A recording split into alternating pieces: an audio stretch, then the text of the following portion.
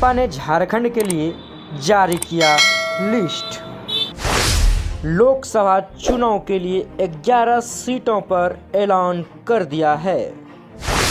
गोड्डा और खुट्टी में बीजेपी के उम्मीदवारों को फिर से मौका दिया है। देखिए कौन सी सीटों पर कौन सी उम्मीदवार है। राजमहल लोकसभा सीट से भाजपा ने ताला मारंडी उम्मीदवार घोषित किया है और वो पहली बार लोकसभा का चुनाव लड़ेंगे।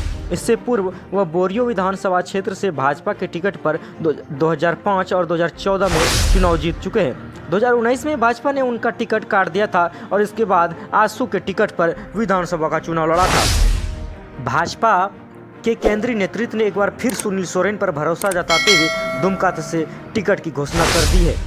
2019 में दुमका के लोकसभा क्षेत्र में अपने राजनीतिक गुरु माने जाने वाले शिबू सोरेन को पटकनी दी थी। गौरतलब है कि भाजपा प्रत्याशी सुनील सोरेन कभी गुरुजी शिबू सोरेन के शागिर्द हुआ करते थे। 2005 में जामा से पहली बार विधायक बने।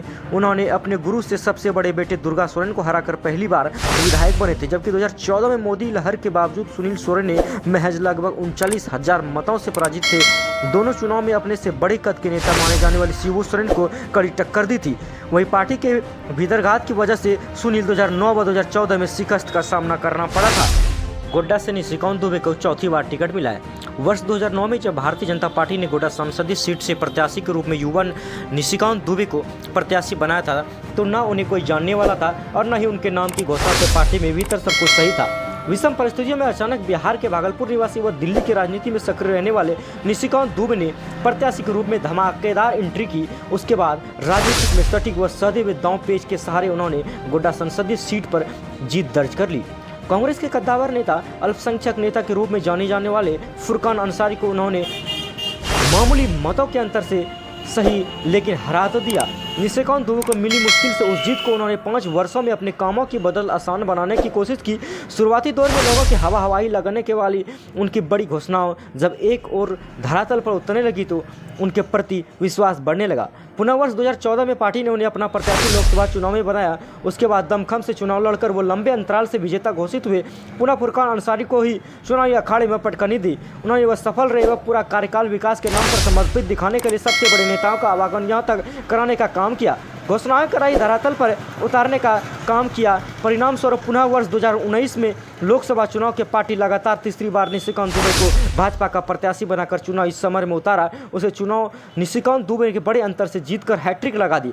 वर्ष 2024 को होने वाले लोकसभा चुनाव में ही शनिवार को भाजपा की ओर से जारी पहली सूची में उनका नाम आ गया है। जानकारी के अनुसार गोड्डा से भाजपा का लगातार चौथी बार कोडरमा से अन्नपूर्णा देवी को टिकट मिला है। केंद्रीय शिक्षा राज्य मंत्री सह सांसद अन्नपूर्णा देवी को एक बार फिर बीजेपी ने कोडरमा से अपना उम्मीदवार बनाया है। अन्नपूर्णा देवी को कोडरमा लोकसभा उम्मीदवार बनाए जाने पर भाजपा कार्यकर्ताओं में काफ़ी खुशी का लहर है।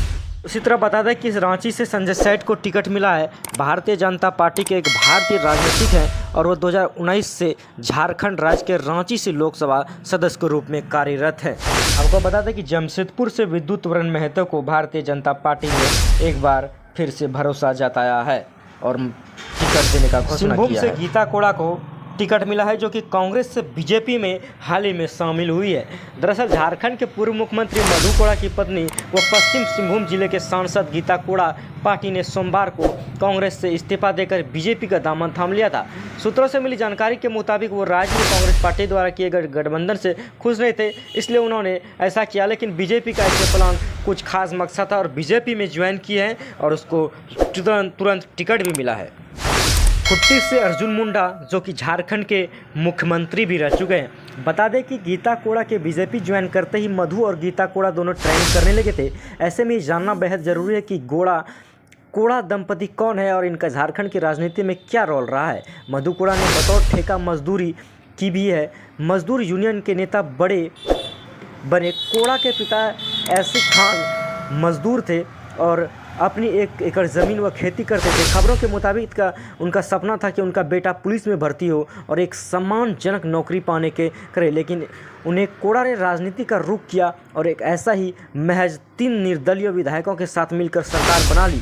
2006 में बाबूलाल मरांडी की सरकार अलमत में अब आने के बाद कांग्रेस के संयुक्त प्रगतिशील गठबंधन और 3 निर्दलीय विधायकों के समर्थन में मधु कोड़ा झारखंड के 5वें मुख्यमंत्री बने। इसके पहले बाबूलाल मरांडी और अर्जुन मुंडा सरकार 2 बार मंत्री भी रह चुके हैं। आपको बता दें कि लोहरदगा से समीर उरांव को भारतीय जनता पार्टी ने एक बार विश्वास किया है, इनको टिकट मिला है लोहरदगा से। जी हाँ, पलामू से विष्णुदयाल राम को टिकट मिला है।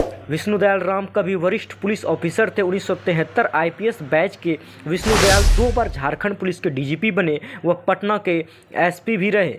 सेवानिवृत्ति के बाद भाजपा में शामिल हो गए। 2005 से 2011 तक झारखंड पुलिस के महानिदेशक रहे। मई 2014 में 16वें लोकसभा के लिए निर्वाचित हुए। सितंबर 2014 में जल संसाधन संबंधी अस्थायी समिति के सदस्य हैं। 3 सितंबर से कोयला मंत्रालय में परामर्शी समिति के सदस्य हैं। 25 मार्च 2015 से विदेश मामलों में संबंधी अस्थायी समिति के सदस्य हैं। 7 जून 2018 से संसद भवन परिसर में सुरक्षा संबंधी सदस्य के समिति भी सदस्य। यह सीट सबसे बड़ा दिलचस्प है, हजारीबाग का सीट, क्योंकि वहां के बीजेपी के जो सांसद थे जयंत सिन्हा, उसने नरेंद्र मोदी को ट्वीट कर कहा कि अब मैं राजनीति से त्याग कर रहा हूं। और वहीं से आपको बता दें कि हजारीबाग से मनीष जायसवाल को टिकट मिला है। हजारीबाग लोकसभा राजनीति में अचानक खलबली मच गई और एक सांसद जयंत सिन्हा ने शनिवार को दिन ट्वीट कर कहा कि मैंने पार्टी अध्यक्ष JP नड्डा से मुझे प्रत्यक्ष चुनावी कर्तव्यों से मुक्त करने का अनुरोध किया है, ताकि मैं भारत और दुनिया में भर में वैश्विक जलवायु परिवर्तन से निपटने पर अपने प्रयासों से ध्यान केंद्रित कर सकूं। बेशक आपको ये बता दें कि मैं आर्थिक और शासन संबंधी मुद्दों पर पार्टी के साथ काम करना जारी रखूंगा। मुझे पिछले 10 वर्षों में भारत और हजारीबाग के लोगों की सेवा करना सौभाग्य मिला। इसके अलावा मुझे प्रधानमंत्री नरेंद्र मोदी, गृह मंत्री अमित शाह और भाजपा नेतृत्व से प्रदान किए अवसरों का आशीर्वाद मिला है। इस वीडियो के माध्यम से आप तो समझ गए होंगे कि कहां पे और कौन सी सीटों पे किसकी उम्मीदवार बीजेपी ने उतारा है। ये आपको बता दें, अगर यदि इस वीडियो में अगर ज़रा सा भी आपको अच्छा लगा तो इस वीडियो को लाइक, शेयर, सब्सक्राइब जरूर करें।